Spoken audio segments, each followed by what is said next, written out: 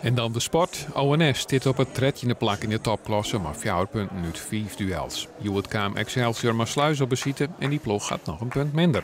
Het verslag is van Freek Wijma. Van beide ploegen dus een cruciaal duel om uit de onderrij bij te komen.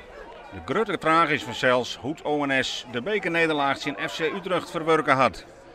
Kansen binnen spaarzaam. Hier is het Martijn Rozenburg die nog in de buurt van de goal komt. Maar beide ploegen hebben het dreig en willen vast net verliezen. Ook nog een knappe actie vlak voor het skoft. Maar ook een prima redding van keeper Richard Strijker.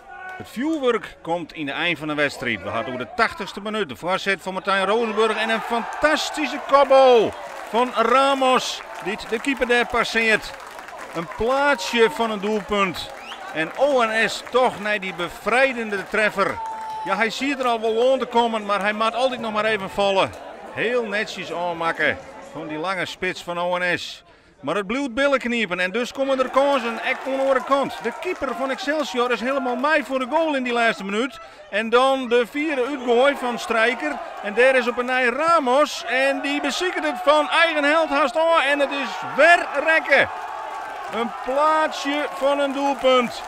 En Sa krijgt ONS het volle poen. 3 punten en 2 hele mooie goals. Waarvan dit natuurlijk het summum is. Binnenkant peel. En de overwinning die blijft in snits. En die doen dus hele goede zaken naar de ondereinda. De schutter is Jumo Ramos.